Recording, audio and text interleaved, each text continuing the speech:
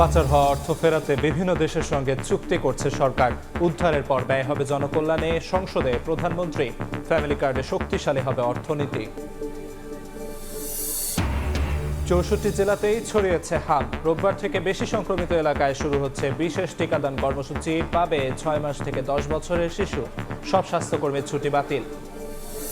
গতকালকে রাত 1টার থেকে এখন 11:30 বাজে এখন পর্যন্ত তেল নিতে পারি নাই। 20 লিটার করে দেয়, এই তেল দিয়ে আমরা কি করব? চাহিদার অনুযায়ী তেল আমরা পাচ্ছি না এবং দিতে পারতেছি না আমাদের।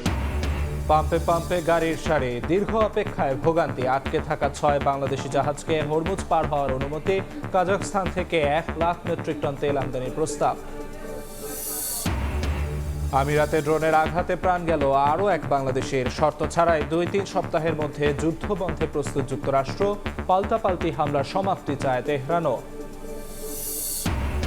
এবং আবাসিক ভবন ভাড়া নিয়ে নকল ওষুধ তৈরির রমরমা ব্যবসা। কেরানীগঞ্জে র্যাবের অভিযানে কারখানা সিলগালা। গ্রেফতার 5 ট্রাক সরঞ্জাম ও কেমিক্যাল জব্দ।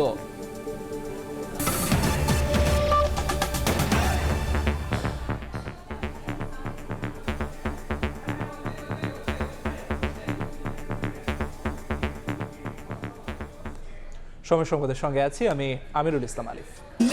পাচার হওয়া অর্থ ফেরাতে সরকার বিভিন্ন দেশের সঙ্গে চুক্তি করছে উল্লেখ করে প্রধানমন্ত্রী তারেক রহমান বলেছেন, উদ্ধারের পর সেগুলো জনগণের কল্যাণেই ব্যয় করা হবে।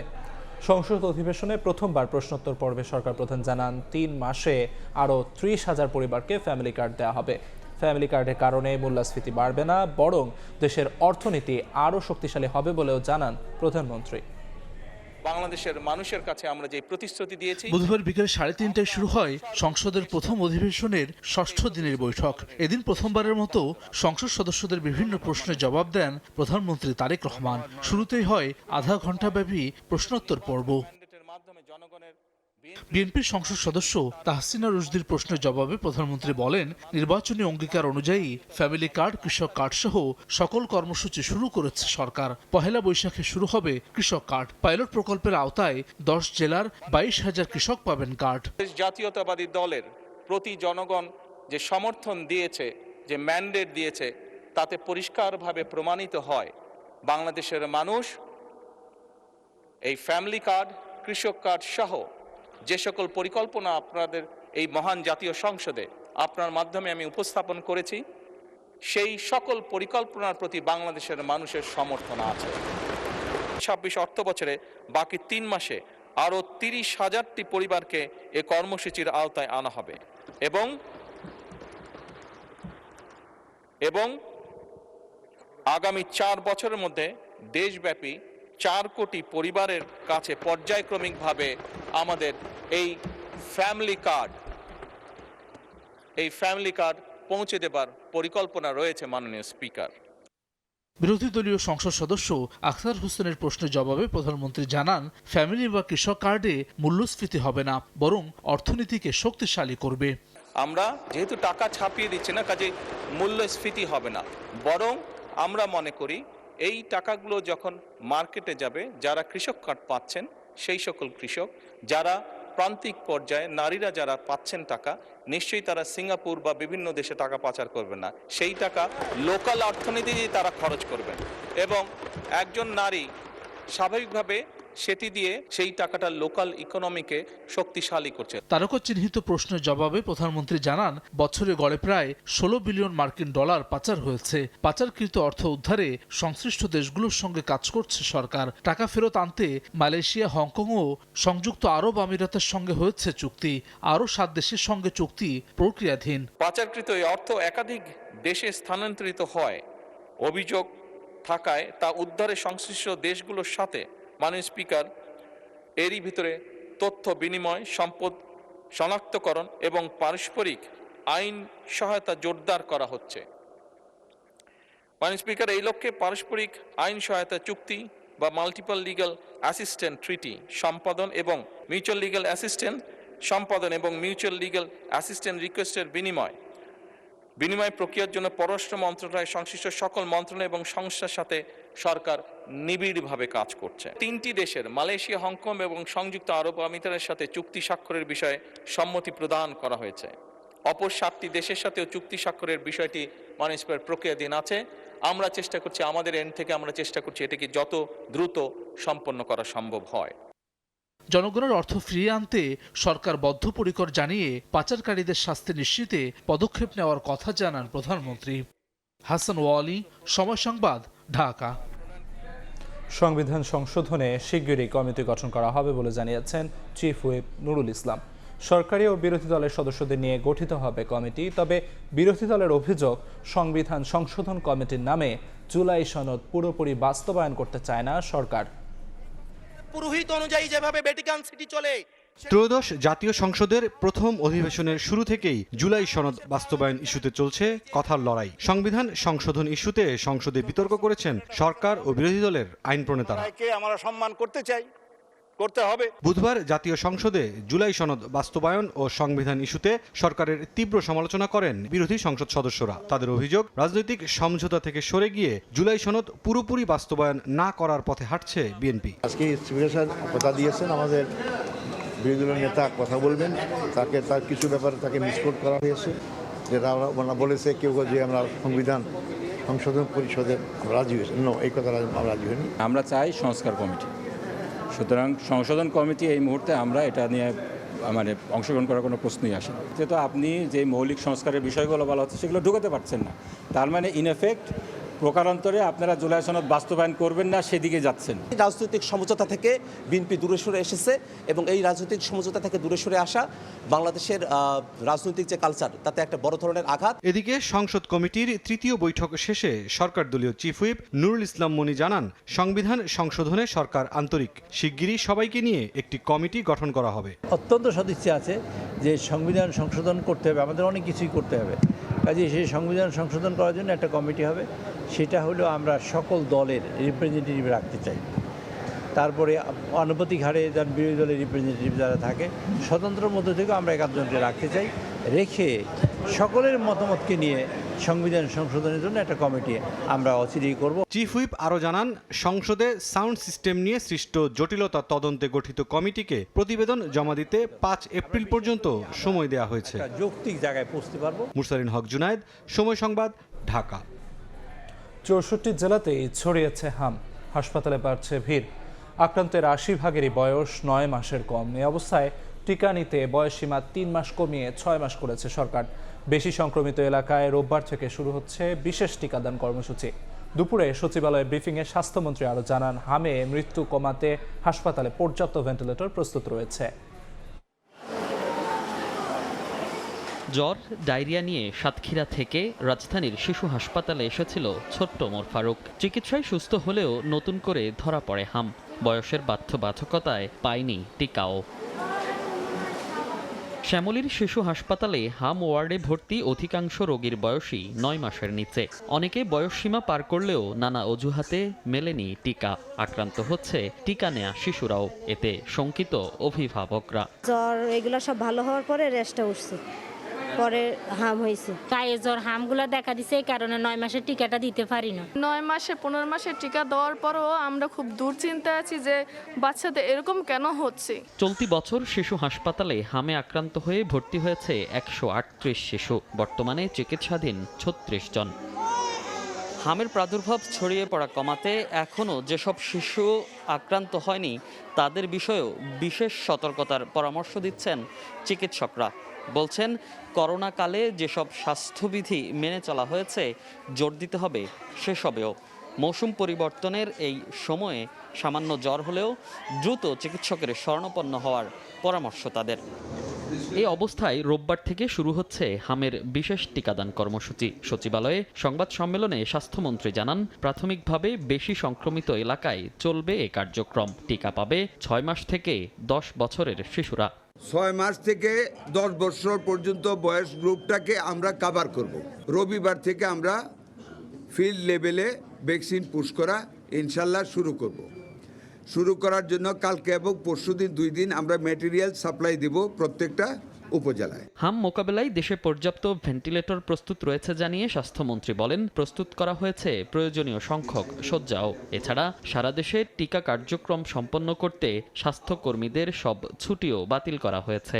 ফিল্ড লেভেলে যারা এই কাজটা করে তাদের ছুটি বাতিল করা হয়েছে, যাতে করে নন স্টপ আমরা ভ্যাকসিন চালু করে দিতে পারি। We have been able by the graces of almighty Allah to arrest the emergency situation by supplying ventilators. আমাদের ডাক্তার শর্টেজ ছিল, আমাদের নার্স শর্টেজ ছিল, অ্যানেস্থেসিয়াসিস্ট শর্টেজ ছিল, সমস্ত কিছু আমরা অ্যাটাচ করেছি অন ইমার্জেন্সি বেসিস। দেশের প্রতিটি জেলায় হাম ছড়িয়েছে বলেও জানান মন্ত্রী। মনির হোসাইন, সময় সংবাদ, ঢাকা। সিলেটেও বাড়ছে হামের সংক্রমণ। গত 24 ঘন্টায় আরও 7 শিশু আইসোলেশন ইউনিটে ভর্তি হয়েছে। বর্তমানে নগরীর শহীদ শামসুদ্দিন হাসপাতালে ভর্তি আছেন 29 জন রোগী। আরও তথ্য জানাতে সেখানে আছেন সহকর্মী অপু বণিক। সরাসরি চলে যাচ্ছি তার কাছে।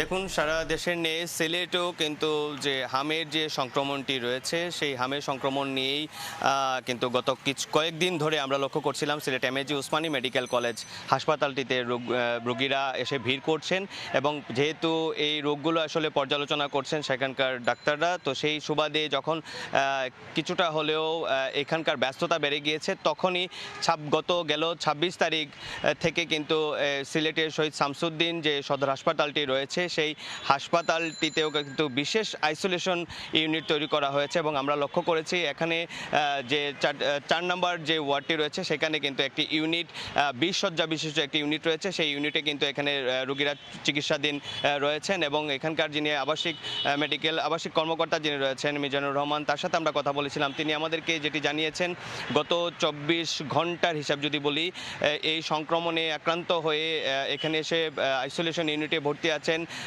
প্রায় 13 জন রোগী এখানে এসে ভর্তি হয়েছেন গত 24 ঘন্টার হিসেবে যদি বলি। এবং গত 26 তারিখ থেকে আজ অবধি পর্যন্ত যারা আক্রান্ত হয়ে এসেছেন প্রায় 54 জন রোগী এখানে আক্রান্ত হয়ে এসে ভর্তি হয়েছেন, এবং তাদের বিভিন্ন ধাপে কিন্তু এখানে নিবিড় পর্যবেক্ষণে রাখা হয়েছে। এবং এর মধ্য থেকে প্রায় 22 জন রোগী এখান থেকে ফিরে গিয়েছেন সুস্থ হয়ে। তো যেমনটি বলছিলেন, যেহেতু সিলেটে এই সংক্রমণের যে কোনো ধরনের ল্যাব এখনও কিন্তু সিলেটে নাই, সারা বাংলাদেশে একটি ল্যাব রয়েছে। তো ওই একটি ল্যাবের রিপোর্টটি পাঠানোর পরে প্রায় রিপোর্টটি আসতে 4 দিন সময় লাগছে। তো সব মিলিয়ে যদি বলি, এখানে সিলেট শহীদ শামসুদ্দিনের সর্বশেষ পরিস্থিতি এখন ডাক্তারের অনুযায়ী যে গত 24 ঘন্টা যেটি বলেছেন স্থিতিশীল রয়েছে, তবে সংক্রমণের হার বাড়ছে, তবে তারা মেডিকেল কর্তৃপক্ষ থেকে সব ধরনের সতর্ক অবস্থান রয়েছে। তো এই ছিল সিলেট শহীদ শামসুদ্দিন হাসপাতাল থেকে হামের সংক্রমণের সর্বশেষ খবরাখবর।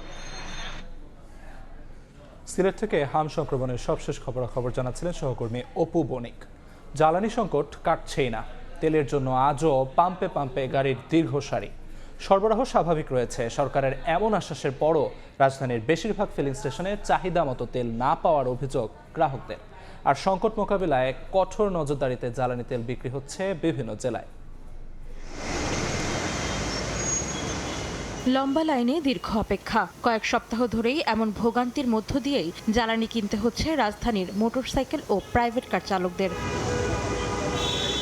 সরবরাহ সংকটে রাজধানীতে বন্ধ কিছু ফিলিং স্টেশন। গ্রাহকরা জানান, যেসব পাম্প খোলা আছে সেখানেও মিলছে না চাহিদা মতো। এত সময় দেওয়া, আমরা রাইড শেয়ার করি, আমাদের 3-4 ঘন্টা দাঁড়াই থাকে, তেল নিতে হয়। আমি তো একা না, সবাই তেল সহ্য করতেছে, আমাকেও সহ্য করতে হবে, কিচ্ছু করার নাই। যাদের 9 লিটার তেলও আছে তারা আবার ওই 2 লিটার তেল ফুল করার জন্য আসতেছে, পাম্পের প্রতিটা লাইনে দাঁড়াচ্ছে। কিছু পাম্পে আবার ভিন্ন চিত্র। ঘন্টার পর ঘন্টা অপেক্ষার পর তেল পাওয়া যাচ্ছে বলে জানান অনেকেই। গতকালকে রাত 1টার থেকে এখন 11:30 বাজে, এখন পর্যন্ত তেল নিতে পারি নাই। মন্ত্রী বলতেছে যে যথেষ্ট পরিমাণ তেল আছে, কিন্তু আমরা তেলের পাম্পে এসে এত সময় লাগতেছে। চাহিদার অনুযায়ী তেল আমরা পাচ্ছি না এবং দিতে পারতেছি না। এদিকে রাজধানীর বাইরেও ফিলিং স্টেশনে দুর্ভোগের চিত্র। জেলায় জেলায় ফিলিং স্টেশনে গাড়ির দীর্ঘ সারি। রাঙামাটিতে গাড়ির বৈধ কাগজপত্র, ড্রাইভিং লাইসেন্স সহ আনুষঙ্গিক কাগজপত্র যাচাই করে জ্বালানি তেল কিনতে পারছেন চালকরা। সপ্তাহে 3 দিন দিচ্ছে, আবার অনেক পেট্রোল পাম্পে দিচ্ছে না। চাকরি করে অফিস টাইমে যাইতে পারতেছি না, আর সব পাম্পে দিলে তো একটু প্রেসারটা কমতো। এটা যদি আরো 1 ঘন্টা যদি আগায় নিয়ে আসে, হ্যাঁ, তাহলে আমাদের জন্য ভালো হয়। আমরা তাদের কাগজপত্র মানে দেখছি, তারপরে হেলমেট আছে কিনা এটা দেখছি, তারপরে কর্তৃপক্ষ একটা এখানে টোকেন দিছে, এই টোকেন দেওয়ার পরে তারা 200 টাকার একটা স্লিপ নিয়ে ওখানে একটা নিচ্ছে। চুয়াডাঙ্গায় নতুন নিয়মে বিক্রি হচ্ছে ডিজেল অকটেন। সরকার নির্ধারিত ফুয়েল কার্ড ছাড়া কোনো গ্রাহক জ্বালানি তেল কিনতে পারছেন না। তবে কৃষকদের জন্য রয়েছে শিথিলতা। ফুয়েল কার্ডে তো খুব খারাপ অবস্থা, আমরা সিরিয়াল দিয়ে ফুয়েল কার্ড এখনো পর্যন্ত সংগ্রহ করতে পারি না। অনেকক্ষণ দাঁড়িয়ে দীর্ঘ লাইনে দাঁড়িয়ে আপনার ফুয়েল কার্ডটা পেয়েছি। ফুয়েল কার্ডের তেল এখন দিচ্ছে না, এখন তাদের ইচ্ছা মতো দিচ্ছে। পাম্পগুলোতে সঠিকভাবে জ্বালানি তেল বিক্রি হচ্ছে কিনা তা নিশ্চিতে নজরদারি কঠোর করেছে প্রশাসন। অন্তরাসেন, সময় সংবাদ। এই মুহূর্তে পরিবাগ এলাকায় আছেন সহকর্মী সামদানি প্রত্যয় এবং রাজশাহীতে আছেন কামরুজ্জামান মামুন। সরাসরি শুরুতে যাচ্ছি সামদানির কাছে। সময় গড়ালেও রাজধানীর পেট্রোল পাম্পগুলোর অবস্থার কিন্তু বিশেষ পরিবর্তন হয়নি। আমরা এই মুহূর্তে রয়েছি পরিবাগে হোটেল ইন্টারকন্টিনেন্টালের সামনে, যেখানে দুটি পেট্রোল পাম্প রয়েছে। একটিতে অকটেন দেওয়া হচ্ছে, একটাতে ডিজেল দেওয়া হচ্ছে। এখানে একটি মেঘনা মডেল সার্ভিস সেন্টার এবং আরেকটি পূর্বাচল ট্রেডার্স, দুটি পাম্প আমরা এখানে দেখতে পাচ্ছি। তবে এই দুটি পাম্পেই আমরা বেশ দীর্ঘ সারি দেখতে পাচ্ছি যানবাহনের, যারা সাধারণ তেল প্রত্যাশী আসছেন, যারা তেল নেওয়ার জন্য গাড়ি এবং বাইকার যারা, তারা এখানে দীর্ঘ সময় ধরে অপেক্ষা করছেন এবং তারা বলছিলেন যে তারা অনেকেই এখানে এসেছেন যারা প্রায় 1-1.5 ঘন্টা ধরে এখানে অপেক্ষা করছেন। তবে কিছুক্ষণ যাবত আমরা দেখতে পাচ্ছি যে এই যে পূর্বাচল ট্রেডার্স যে পেট্রোল পাম্পটি রয়েছে, সেই পাম্পটি বেশ সবল গতিতে, এবং আমরা দেখতে পাচ্ছি যে বেশ জোরে সোরেই কিন্তু তারা গতির সাথেই তারা কিন্তু একের পর এক গাড়িকে তেল দিয়ে যাচ্ছেন। এবং তারা বলছিলেন যে তারা এখানে চেষ্টা করে যাচ্ছেন যে যতটা সম্ভব গাড়িগুলোকে আসলে তেলের চাহিদা পূরণ করার জন্য। এবং একই সঙ্গে আমরা দেখছিলাম যে এখানে যারা আসছেন বিভিন্ন দূর দূরান্ত থেকে অনেকে আসছেন, কারণ অনেকে আবার বলছেন যে তারা যে এলাকায় থাকেন সে এলাকার যে পেট্রোল পাম্পগুলো সেই পাম্পগুলো বন্ধ রয়েছে, যার কারণে তাদেরকে অনেক দূরে আসতে হয়েছে শুধু তেলের জন্য। দর্শক, আপনারা জানেন যে বিশ্ববাজারে জ্বালানি তেলের দাম বাড়লেও আমদানির বাড়তি ব্যয় ভর্তুকি হিসেবে বহন করে দেশের বাজারে তেলের দাম অপরিবর্তিত রাখার সিদ্ধান্ত নিয়েছে সরকার। মূলত ক্রমবর্ধমান ভর্তুকির চাপ সামলে সাধারণ মানুষকে স্বস্তি দিতেই কিন্তু সরকার এই সিদ্ধান্ত নিয়েছে। এই মুহূর্তে রাজশাহীতে রয়েছেন আমাদের সহকর্মী কামরুজ্জামান মামুন। আমরা সরাসরি চলে যাব রাজশাহীতে। সামদানি, সীমাহীন দুর্ভোগ আর অবর্ণনীয় কষ্টের মধ্য দিয়ে রাজশাহী অঞ্চলের মানুষ জ্বালানি তেল সংগ্রহ করছেন। আমরা এই মুহূর্তে তালিয়ামারির একটি পেট্রোল পাম্পে রয়েছে এবং এইখানে যে চিত্র আমরা দেখছি সেটি আসলেই ভয়াবহ। আমরা দেখতে পাচ্ছি এখানে শত শত মানুষ অপেক্ষা করছেন এবং এদের সঙ্গে কথা বলে জানতে পেরেছি তারা কেউ এসেছেন সকাল 8টায়, কেউ সকাল 9টায়, এখন পর্যন্ত অপেক্ষা করছেন। এবং যিনি সকাল 9টায় এসেছেন তিনি এখন এই যে তেলের লাইনের যে জায়গায় তিনি অবস্থান করছেন সেখান থেকে তেল সংগ্রহ করতে তার আরো কমপক্ষে 3 ঘন্টা সময় লাগবে। তো এই যে পেট্রোল পাম্প, এই পাম্পটিতে 4 থেকে 4.5 লিটার তেল রয়েছে এবং যেটি দুপুর 2:30 থেকে এখানে দেয়া শুরু হয়েছে।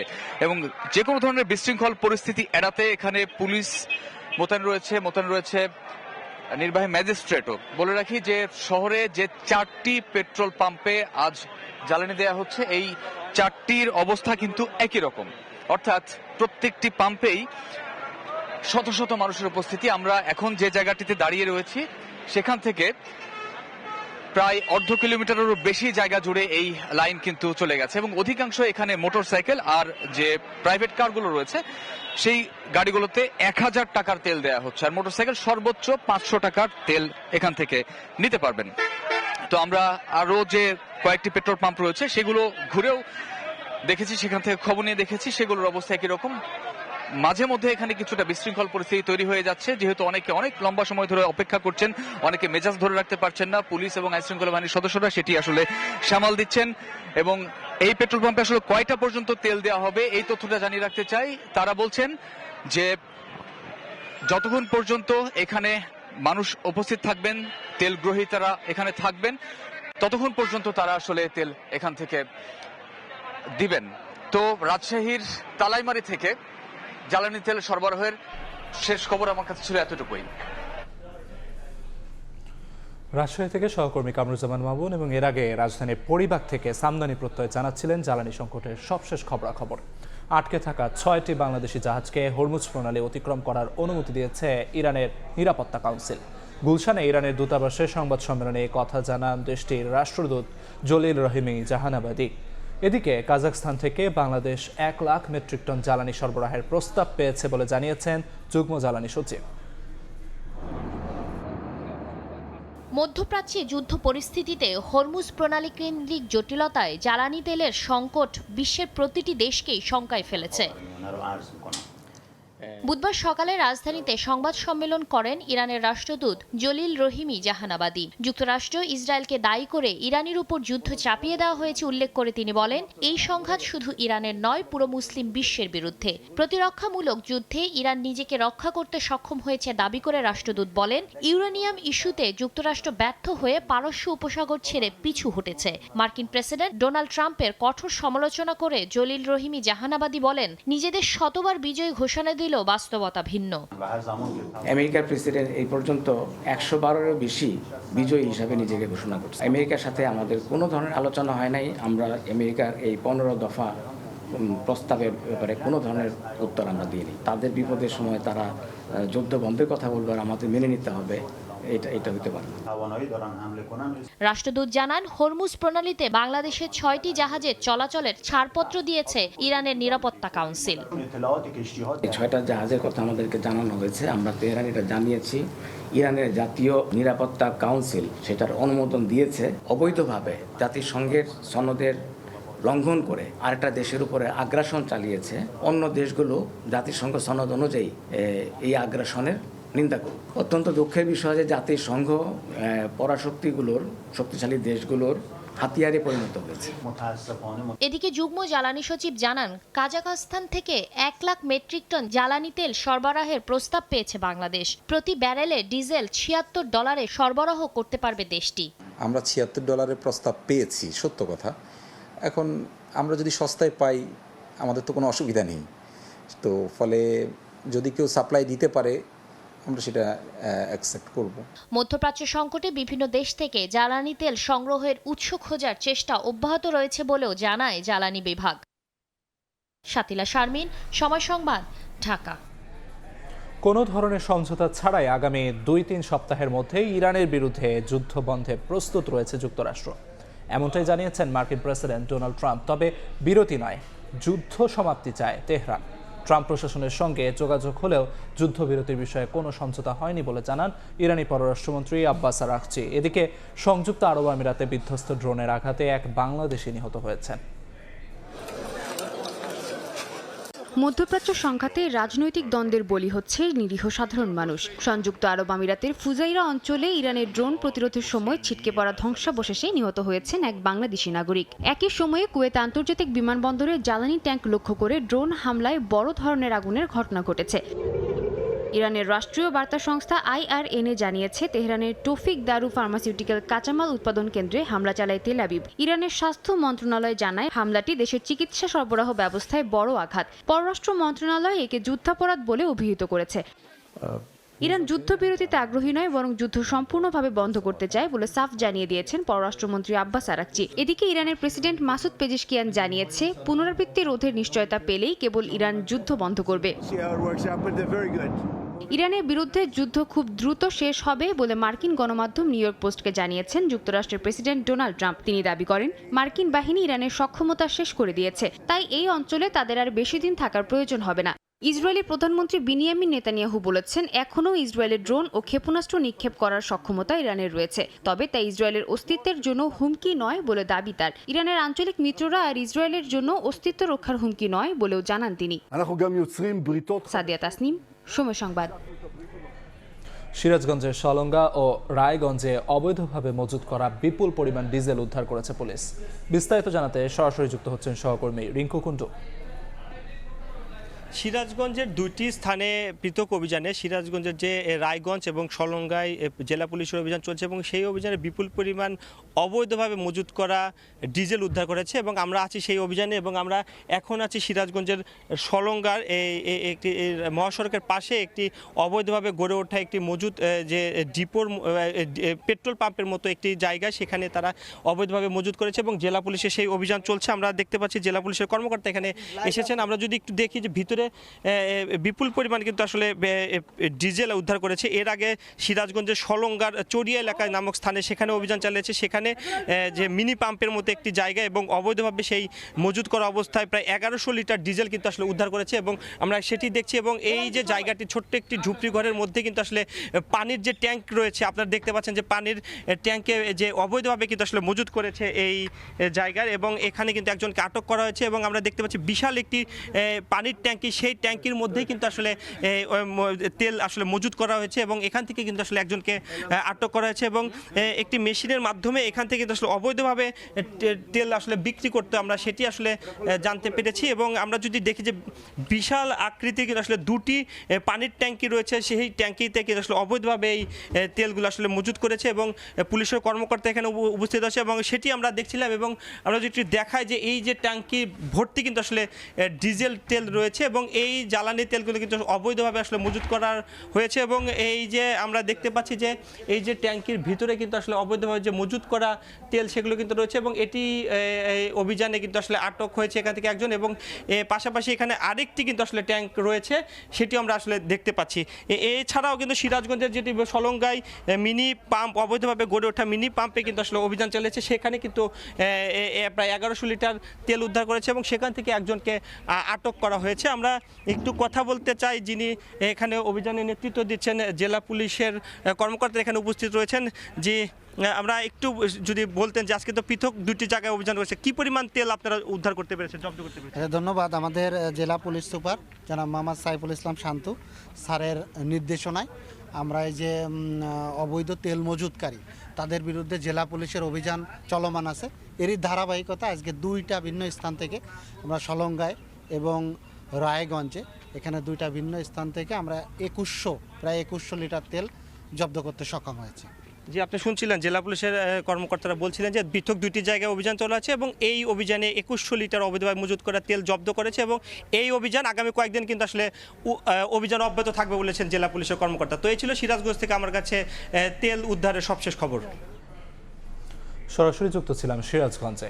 সময় সংবাদে আরও থাকছে, সকালে উচ্ছেদের পর বিকেলেই দখল, রাজধানীর ফুটপাত সড়ক দখলমুক্ত করতে অভিযানের তোয়াক্কা করছেন না ব্যবসায়ীরা, সবাইকে সহযোগিতার আহ্বান ডিএমপির।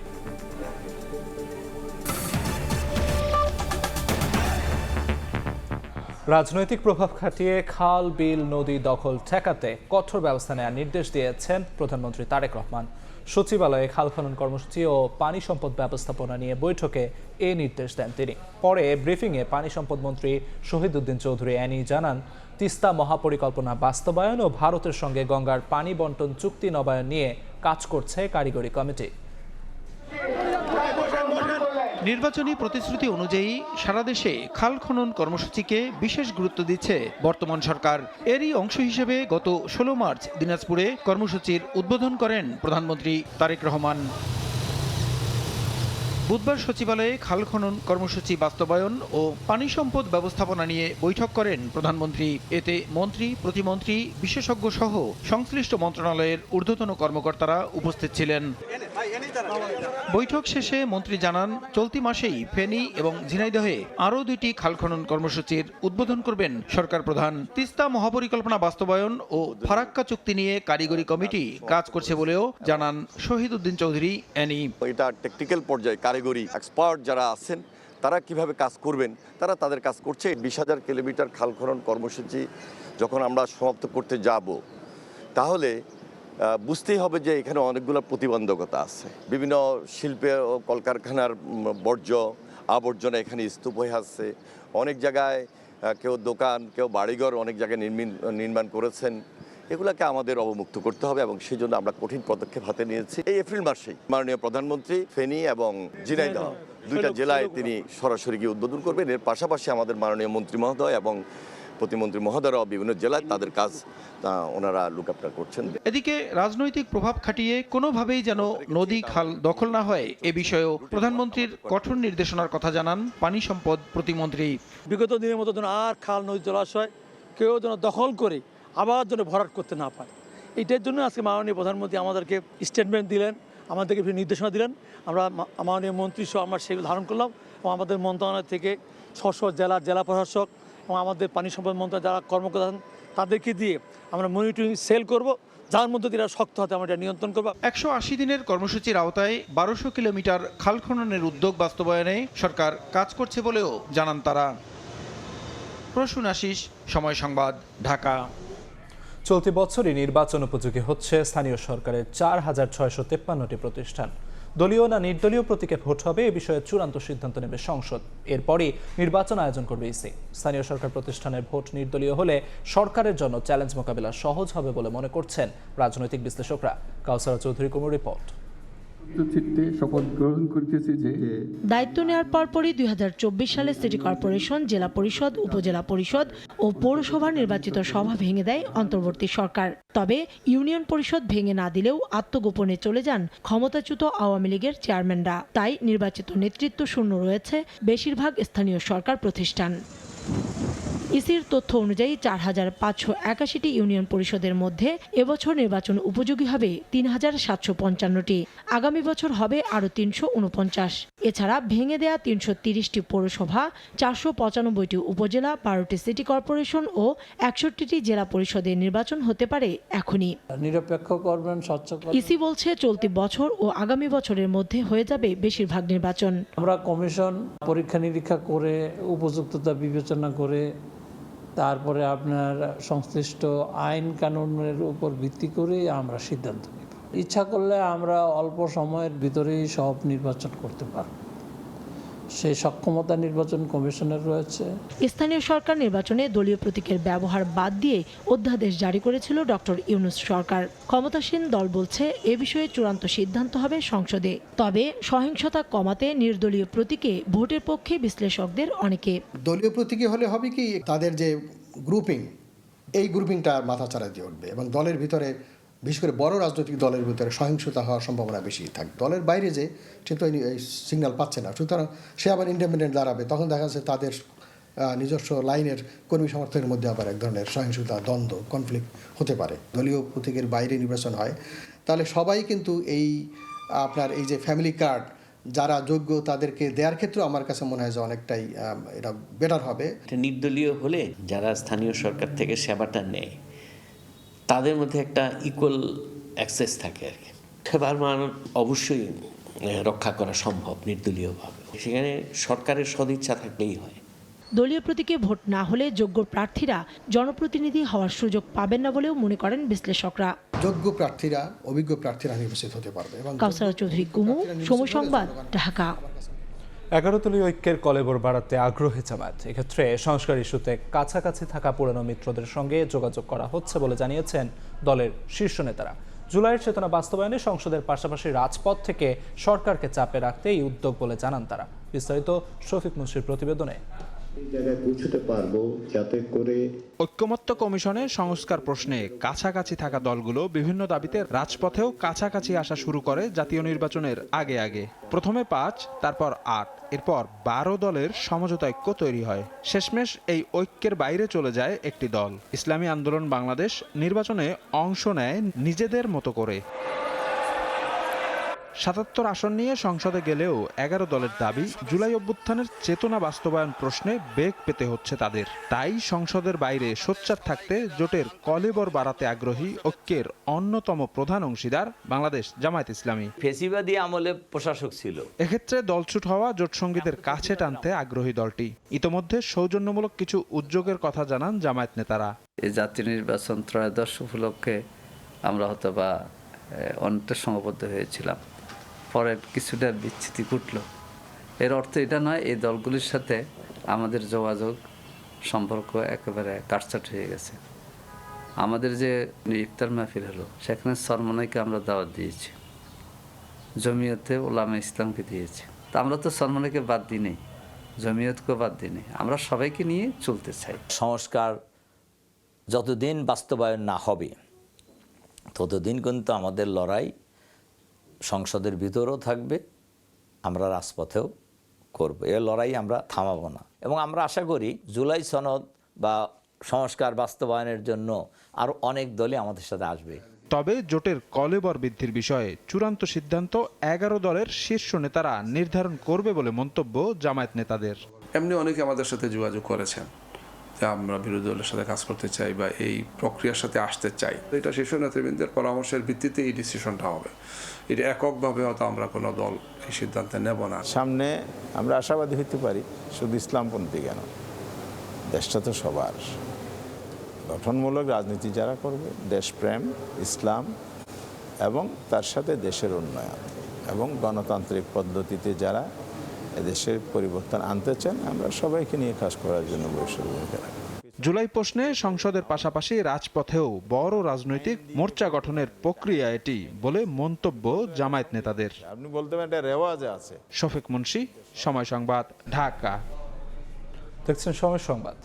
আন্তর্জাতিক অপরাধ ট্রাইব্যুনালের প্রসিকিউশন অফিসের সিসি ক্যামেরার ফুটেজ গায়েবের ঘটনা ঘটেছে। বিষয়টি ফ্যাক্টস ফাইন্ডিং কমিটিকে অবহিত করা হয়েছে বলে জানিয়েছেন প্রসিকিউটর ও বিশেষ তদন্তকারী কর্মকর্তা তানভীর হাসান জোহা। তিনি জানান, গত বছরে 13 অক্টোবরের ওই ফুটেজ উদ্ধার করা সম্ভব হয়নি। এদিকে ট্রাইব্যুনাল 1-এর চেয়ারম্যান গোলাম মর্তুজা মজুমদারের ফেসবুক, হোয়াটসঅ্যাপ আইডি উদ্ধার ও হ্যাকারদের শনাক্ত করা গেলেও গ্রেফতার হয়নি কেউ। আন্তর্জাতিক অপরাধ ট্রাইব্যুনালের প্রসিকিউশন অফিসের একটি সিসি ক্যামেরার ফুটেজ গায়েব নিয়ে রহস্য তৈরি হয়েছে। গত বছরের 23 ফেব্রুয়ারি ওই ফুটেজে কি ছিল তা নিয়ে দেখা দিয়েছে নানা জল্পনা কল্পনা। ট্রাইব্যুনালের বিশেষ তদন্তকারী কর্মকর্তা ও প্রযুক্তি বিশেষজ্ঞ তানভীর হাসান জোহা জানান, ওই দিনের ফুটেজ উদ্ধার করা সম্ভব হয়নি। বিষয়টি ফ্যাক্টস ফাইন্ডিং কমিটিকে আনুষ্ঠানিকভাবে অবহিত করা হয়েছে বলেও জানান তিনি। হার্ড ড্রাইভগুলো থাকার কথা ছিল, পুরনো নতুন কিছু হার্ড ড্রাইভ সংযোজিত বিযোজিত হয়েছে। এটা তদন্তাধীন বিষয়, তো এটা আমরা ফ্যাক্ট ফাইন্ডিং কমিটিকে অবহিত করেছি। ফ্যাক্ট ফাইন্ডিং কমিটি থেকে বাকি ব্যবস্থাগুলো গ্রহণ করা হবে। গত 23 ফেব্রুয়ারি আন্তর্জাতিক অপরাধ ট্রাইব্যুনালের প্রসিকিউটর BM সুলতান মাহমুদ সামাজিক যোগাযোগ মাধ্যমে অভিযোগ করেছিলেন, আশুলিয়ায় 6 লাশ পোড়ানোর মামলার আসামি আফজালুলের পরিবারের এক সদস্য টাকার ব্যাগ নিয়ে প্রসিকিউটর গাজী MS তামিমের রুমে গিয়েছিল। সেদিনের সিসিটিভি ফুটেজ সংগ্রহ করতে গেলে ট্রাইব্যুনালের প্রসিকিউশনের প্রশাসনিক কর্মকর্তা মাসুদ রানা সেদিনের সিসিটিভি ফুটেজটি হার্ড ড্রাইভ থেকে খুঁজে পাননি। এদিকে ট্রাইব্যুনাল 1-এর চেয়ারম্যান গোলাম মর্তুজা মজুমদারের হ্যাক হওয়া ফোন ও হোয়াটসঅ্যাপ উদ্ধার করা হয়েছে বলে জানায় তানভীর জোহা। তবে হ্যাকারদের শনাক্ত করা গেলেও গ্রেফতার করা যায়নি। কোন IP অ্যাড্রেস থেকে আনঅথরাইজড অ্যাক্সেস হয়েছে তার তালিকা প্রদানের জন্য তারা ন্যাচারালি এটার জন্য 15 দিন সময় নেই। তো সেই তালিকাটা পেলে পরে পরবর্তীতে আমরা প্রয়োজনীয় ব্যবস্থা গ্রহণ করব হ্যাকারের গ্রেফতারের ব্যাপারে। এদিন জুলাই আগস্টে হত্যাযজ্ঞের মামলায় শেখ হাসিনা পুত্র সজীব ওয়াজেদ জয় ও জুনায়েদ আহমেদ পলকের বিরুদ্ধে পরবর্তী সাক্ষ্য গ্রহণের জন্য 12 এপ্রিল দিন ধার্য করেছেন ট্রাইব্যুনাল 1। জয় ও পলকের আইনজীবী দাবি করেন, জুলাই আগস্ট আন্দোলনে ইন্টারনেট বন্ধের নির্দেশনা দেয়নি তারা। ইন্টারনেট বন্ধের মৌখিক নির্দেশনার মাধ্যমে মানবতা বিরোধী অপরাধ হয়েছে, এইরূপ একটিও অপরাধ পৃথিবীব্যাপী কোনো বিচার বা সাজা হয়েছে বলে এমন নজির নাই। এছাড়া জুলাই আগস্ট হত্যাকাণ্ডের মামলায় ওবায়দুল কাদের সহ 7 জনের বিরুদ্ধে পরবর্তী সাক্ষ্য গ্রহণের জন্য 7 এপ্রিল দিন ধার্য করা হয়েছে। আর সাবেক খাদ্যমন্ত্রী কামরুল ইসলামের মেডিকেল রিপোর্ট 9 এপ্রিল দাখিল করতে কারা কর্তৃপক্ষকে নির্দেশ দিয়েছেন বিশেষ আদালত। সাবরিনা মজুমদার, সময় সংবাদ, ঢাকা।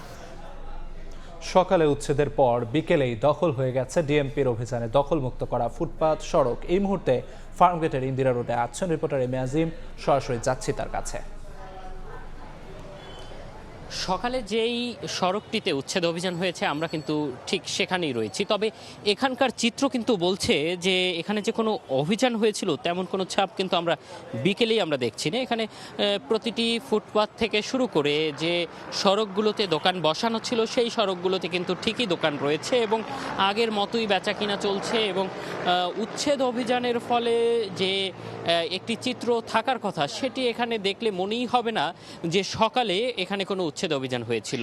এবং একই কিন্তু অবস্থা আমরা দেখছি যে ফুটপাতগুলোতে দোকান বসানোর ফলে সাধারণ মানুষ কিন্তু আসলে সড়ক ধরে হাঁটছেন এবং সেই সড়ক ধরেই কিন্তু আবার রিক্সা সহ বিভিন্ন যানবাহন কিন্তু চলাচল করছে এবং সেই যে ভোগান্তির চিত্র সেটি কিন্তু আমরা এখানে লক্ষণীয় বলা চলে। এবং আমরা এখানে যারা ফুটপাতে দোকান বসিয়েছে তাদের সাথে আমরা কথা বলেছি, তারা যেটি বলছেন যে তারা আসলে নিরুপায় হয়েই তারা এখানে আবারও দোকান বসিয়েছেন। তারা বলছেন যে আসলে তাদের যাওয়ার কোনো জায়গা নেই, তারা এখানে বসেই আসলে ব্যবসা করে তারা কিন্তু আসলে তাদের যে পরিবার তারা সেটি চালান এবং তাদের দাবি হচ্ছে তাদেরকে তাদেরকে নির্ধারিত একটি জায়গা করে দিয়ে তারপরে আসলে সরিয়ে দেয়। এবং পুলিশের পক্ষ থেকে কিন্তু যখন এখানে এসেছিলেন এবং তাদেরকেও কিন্তু তারা সেই দাবিটি জানিয়েছিলেন এবং তারপরেও কিন্তু পুলিশ তাদেরকে বলে গিয়েছেন যে এই জায়গাগুলোতে দোকান বসানো যাবে না। কিন্তু আমরা কিন্তু দেখেছি যে শুধু ফার্মগেট নয়, আজকে 1 তারিখ যেই জায়গাগুলোতে আসলে অভিযান পরিচালিত হয়েছে সবগুলো জায়গাতেই কিন্তু আবারও বিকেলে কিন্তু আমরা দেখছি যে দোকানগুলো বসানো হয়েছে এবং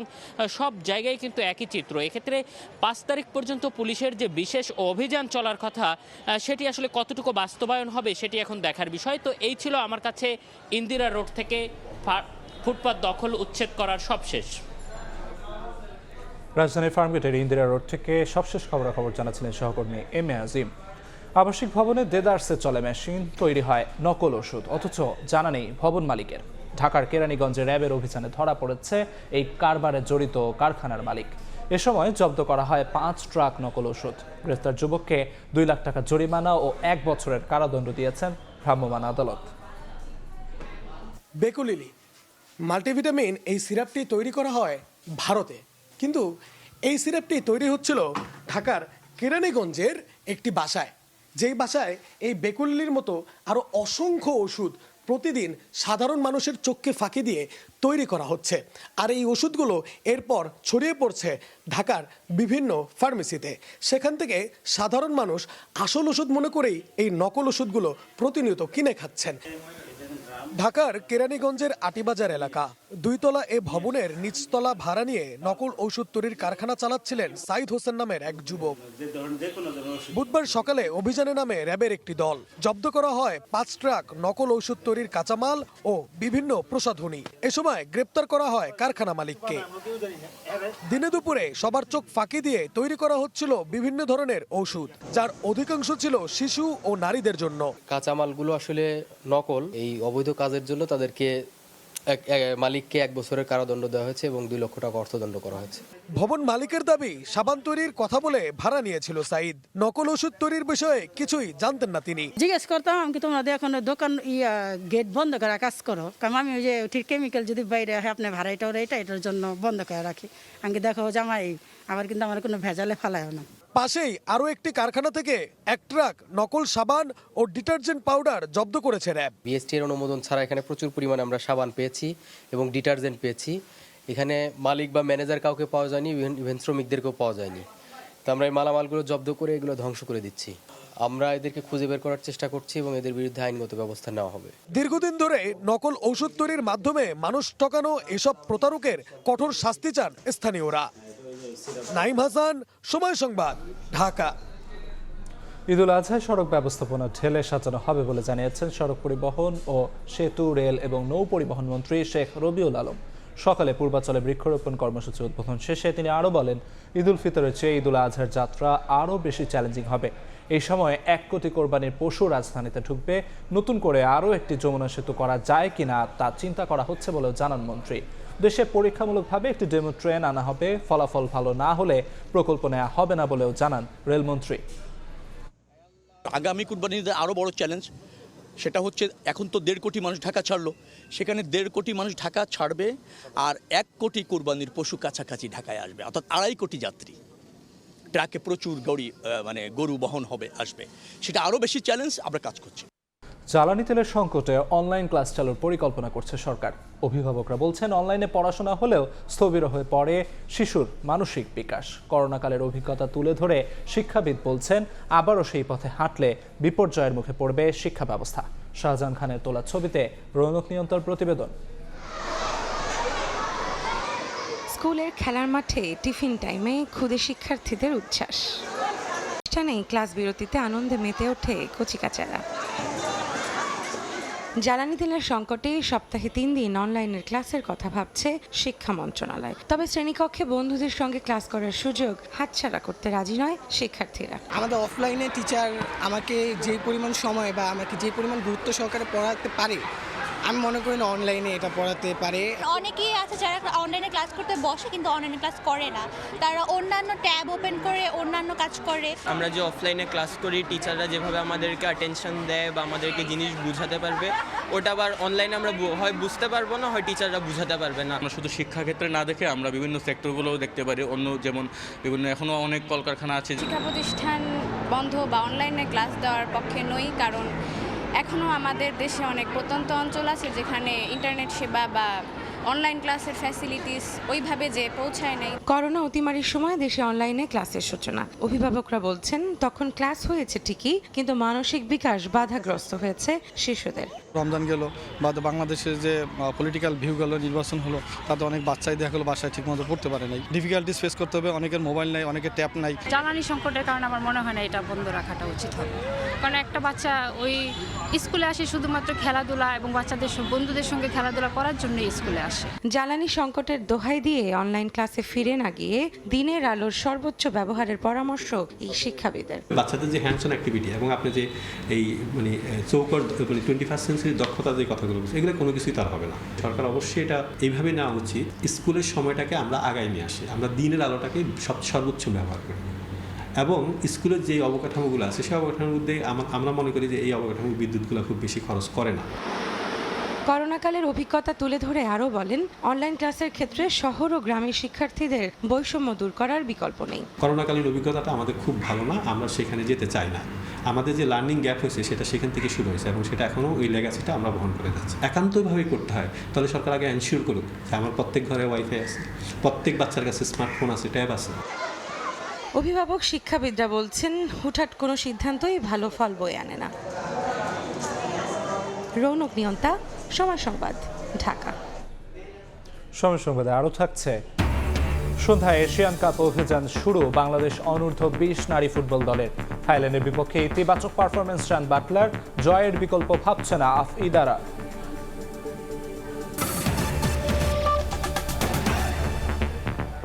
ভঙ্গুর অর্থনীতি, নির্বাচনী ইশতেহার পূরণ ও মধ্যপ্রাচ্য সংঘাতে ত্রিমুখী চাপে সরকার। এ অবস্থায় আগামী বাজেটে আয় ব্যয়ের খাত ঠিক করা অনেক বড় চ্যালেঞ্জের বলে মনে করেন অর্থমন্ত্রী। তবে এমন পরিস্থিতিতেও টাকা ছাপাতে চায় না সরকার। ঋণ নির্ভরতা থেকে বেরিয়ে বিনিয়োগ নির্ভর অর্থনীতির পরিকল্পনা নেওয়ার কথা জানান তিনি। এদিকে এনবিআর চেয়ারম্যান জানান, সব কর টাকা আদায়ের জন্য করা হবে না। লিকেজ বন্ধ করতেও কর আরোপ করে এনবিআর। প্রতি বছরের মতো এবারও 2026-27 অর্থ বছরের বাজেটের আগে অংশীজনদের সঙ্গে নিয়মিত বৈঠকে বসছে জাতীয় রাজস্ব বোর্ড এনবিআর। যদি না দেখায়, দ্বিতীয় দিনের আলোচনায় অংশ নেয় ব্যাংক ও পুঁজিবাজার খাতের শীর্ষস্থানীয় 8টি সংগঠন। প্রস্তাব তুলে ধরেন কর ও শুল্ক কাঠামো নিয়ে। বাজার মূলধন স্যার এখন আছে 30 বিলিয়নেরও নিচে, 7% অফ দ্য জিডিপি।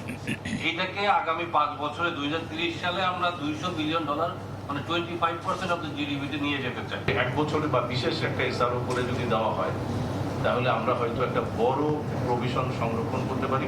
আলোচনায় এনবিআর চেয়ারম্যান জানান, সব কর রাজস্ব আয়ের জন্য আরোপ করা হয় না, দুর্নীতি বন্ধেও করা হয়। আমি যদি এই অব্যবস্থাপনা নিয়ে যদি আমরা এগোতে যাই, তাহলে কিন্তু আমরা কোনোদিনও টেবিলে কিন্তু পুরো পিকচারটা আসবে না। যারা কমপ্লায়েন্ট ট্যাক্স পেয়ার তারা সারা জীবন ট্যাক্স দিয়ে যাবে, ওই যে লেবু চিবানোর মতো। তাদেরকেই বারবার আমি বলবো আরও ট্যাক্স দেন। আর যারা নন কমপ্লায়েন্ট ট্যাক্স পেয়ার তারা সারা জীবনে আরাম করবে। এখান থেকে আমাদের বের হতে হবে। এর আগে এনবিআর চেয়ারম্যানের সঙ্গে বৈঠক শেষে অর্থমন্ত্রী সাংবাদিকদের জানান, আগামী বাজেট প্রণয়নে চাপ পড়লেও টাকা ছাপানোর পরিকল্পনা নেই সরকারের। এবার বিনিয়োগ বান্ধব বাজেট করার আশ্বাস দেন তিনি। আমরা ঋণ নির্ভর অর্থনীতির থেকে বিনিয়োগ নির্ভর অর্থনীতির কথা বলছি, আমরা টাকা ছাপাতে চাচ্ছি না। তো এটা করতে গেলে তো আমার বিনিয়োগের যাতে আকৃষ্ট হয়, বিনিয়োগ যাতে আকৃষ্ট হয় দেশি বিদেশি, এবং তার মাধ্যমে কর্মসংস্থান যাতে সৃষ্টি হয়, তো সেটাও মাথায় রেখে বাজেটটা করতে হবে। পুঁজিবাজারে আস্থা ফেরানো গেলে নতুন বিনিয়োগে বাধা আসবে না বলেও জানান অর্থমন্ত্রী। অর্থনীতির উপর একটা আস্থা যদি সৃষ্টি করতে পারি, বাংলাদেশে বিনিয়োগের জন্য যে পরিবেশ, সেটা যদি আস্থাটা আমরা সৃষ্টি করতে পারি থ্রু ডিরেগুলেশন, অন্যান্য বিষয় যেগুলো আছে, এটা ফিনান্সিয়াল সেক্টরে ডিসিপ্লিন আনতে হবে, ক্যাপিটাল মার্কেটে ডিসিপ্লিন আনতে হবে, ডিরেগুলেট করতে হবে। এই আস্থাগুলোর যদি আমরা সৃষ্টি করতে পারি, বিনিয়োগের সমস্যা হবে না। এ সময় জানান একক খাত নির্ভর রপ্তানি আয় থেকে বেরিয়ে খাত ও পণ্য বৈচিত্র্যকরণে প্রণোদনার কথা ভাবছে সরকার। এমএস আরিফিন, সময় সংবাদ, ঢাকা। ব্যাংক খাতে আর রাজনৈতিক হস্তক্ষেপ করতে দেওয়া হবে না বলে জানালেন গভর্নর মুস্তাকুর রহমান। এছাড়া পাচারের অর্থ ফেরাতে 10 প্রতিষ্ঠানের সঙ্গে চুক্তির কাজ প্রায় 80% শেষ হয়েছে বলেও জানান তিনি। সাংবাদিকদের সঙ্গে মতবিনিময় সভায় জ্বালানি রিজার্ভ, নীতি সহায়তা সহ নানা পদক্ষেপের কথাও তুলে ধরেন গভর্নর। মধ্যপ্রাচ্যে চলমান যুদ্ধের কারণে ঊর্ধ্বমুখী জ্বালানি পরিস্থিতি, মধ্যপ্রাচ্য কেন্দ্রিক বৈদেশিক আয় প্রবাহ সহ বহুমুখী সমস্যা নিয়ে শঙ্কিত সরকার। এমন পরিস্থিতিতে অর্থনীতিবিদদের পর অর্থনীতি বিভাগে কর্মরত বিভিন্ন গণমাধ্যম কর্মীদের সাথে মত বিনিময়ের তৃতীয় দফায় বুধবার ইলেকট্রনিক মিডিয়ার সাংবাদিকদের সাথে প্রথমবারের মতো আলোচনায় বসেন গভর্নর মুস্তাকুর রহমান। এ সময় বিদেশি দাতা সংস্থা থেকে ঋণ নিয়ে খরচ সামাল দেওয়ার পাশাপাশি সিএসএমই খাতে কর্মসংস্থান সৃষ্টি, রিজার্ভ টিকিয়ে আমদানি চাপ সামলাতে কৃষিতে জোর দেন গভর্নর। রিজার্ভের অবস্থা ভালো, রিজনেবল অবস্থায় আছে। আমাদের ইনফ্লেশন কিছুটা কন্ট্রোলে থাকলেও এটা খুব একটা কন্ট্রোলে আনতে পারি নাই, তারপরেও যথেষ্ট কন্ট্রোলে আছে এই সিচুয়েশনে। কিন্তু আমাদের এমপ্লয়মেন্ট ডিগ্রোথ হচ্ছে, আমাদের ইনভেস্টমেন্ট ডিগ্রোথ হচ্ছে, আমাদের রেভিনিউ কালেকশন ডিগ্রোথ হচ্ছে। 1.5 ঘন্টার আলোচনায় ব্যাংক খাতে আস্থার অভাব সৃষ্টি হয়েছে জানিয়ে গভর্নর জানান, ব্যাংক খাতে আর রাজনৈতিক হস্তক্ষেপ করতে দেয়া হবে না। দেশের সম্পদ চুরি করে কেউ বাইরে আরাম করবে তা করতে দেওয়া উচিত নয়। ফলে স্টলেন অ্যাসেট রিকভারির কাজ চলমান রয়েছে বলে জানান তিনি। গভর্নর একদম শেষের দিকে বলেছেন, রাজনৈতিক প্রভাব আমি যতদিন আছি এখানে খাটানো যাবে না। বাংলাদেশের টাকা কেউ চুরি করে নিয়ে বিদেশে আরামে থাকুক, এটা তো কারো কাম্য না। সো এটা আমরা ফেরত আনার ব্যাপারে বদ্ধপরিকর। একই সঙ্গে 5 ব্যাংক ও 10 নন ব্যাংকিং আর্থিক প্রতিষ্ঠানের আমানতকারীদের অর্থ দ্রুত ফেরত দিতেও মন্ত্রণালয়ের সাথে আলোচনা হয়েছে বলে জানান গভর্নর। সেলিয়া সুলতানা, সময় সংবাদ, ঢাকা। এএফসি অনূর্ধ্ব 20 নারী এশিয়ান কাপ অভিযানে প্রথম ম্যাচে আজ বাংলাদেশের সামনে স্বাগতিক থাইল্যান্ড। প্রতিদ্বন্দ্বিতাপূর্ণ ইতিবাচক ফুটবল খেলবে আফ্রিদারা, এমনটাই চাওয়া কোচ পিটার বাটলারের। ব্যাংককের থাম্মাসাদ স্টেডিয়ামে ম্যাচ শুরু সন্ধ্যা 7টায়। গ্রুপে লাল সবুজের প্রতিনিধিদের বাকি দুই প্রতিপক্ষ চীন ও ভিয়েতনাম। অন্য দলগুলোর চেয়ে অভিজ্ঞতায় বেশ পিছিয়ে আফ্রিদারা। 2004 সালে আসরের সেমিফাইনালে খেলার অভিজ্ঞতা রয়েছে প্রতিপক্ষ থাইল্যান্ডের। বাংলাদেশ দলের 10 থেকে 12 জন ফুটবলার অস্ট্রেলিয়ায় সিনিয়র দলের সঙ্গে ছিলেন। সে অভিজ্ঞতা থাইল্যান্ডেও কাজে আসবে বলে মনে করেন কোচ। এ আসরকে ফুটবলারদের শেখার বড় মঞ্চ হিসেবে দেখছেন তিনি। দলে বড় কোনো ইনজুরি সমস্যা না থাকায় ভালো পারফরমেন্স নিয়ে আশাবাদী Butler. Yeah, we're just here off the back of competing at the Asian Cup Seniors. এখানে আসতে পারাটা আমাদের জন্য বড় অর্জন। আমরা কদিন আগে অস্ট্রেলিয়ায় খেলেছি, সে অভিজ্ঞতা মেয়েরা কাজে লাগাতে পারবে আশা করি। এটা ফুটবলারদের জন্য শিক্ষামূলক একটি টুর্নামেন্ট হবে। আমি ওদের কাছে ইতিবাচক পারফরমেন্স চাই। ওরা প্রতিপক্ষের সঙ্গে সমান তালে লড়াই করবে, এটাই চাওয়া আমার। আশা করি ফলাফলের কথা চিন্তা না করে ভালো খেলবে ওরা। I've always emphasized to the young girls to basically give the best version of themselves. এ পর্যায়ে শীর্ষ সংবাদগুলো জানিয়ে দিচ্ছি আরেকবার। পাচার হওয়া অর্থ ফেরাতে বিভিন্ন দেশের সঙ্গে চুক্তি করছে সরকার। উদ্ধারের পর ব্যয় হবে জনকল্যাণে, সংসদে প্রধানমন্ত্রী। ফ্যামিলি কার্ডে শক্তিশালী হবে অর্থনীতি। 64 জেলাতে ছড়িয়েছে হাম। রোববার থেকে বেশি সংক্রমিত এলাকায় শুরু হচ্ছে বিশেষ টিকাদান কর্মসূচি। পাবে 6 মাস থেকে 10 বছরের শিশু। সব স্বাস্থ্যকর্মীর ছুটি বাতিল।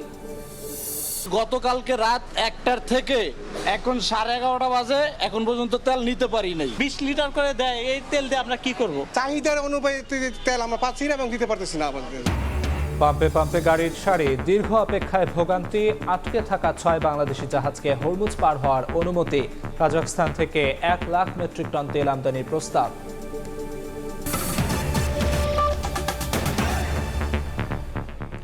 এই ছিল 5টার সময় সংবাদে। এরপর বাংলার সময়ের সঙ্গে থাকবেন ওমরিনা। ধন্যবাদ আলিফ। বাংলার সময় নিয়ে আসছি কিছুক্ষণ পর, সঙ্গে থাকুন সময়ে।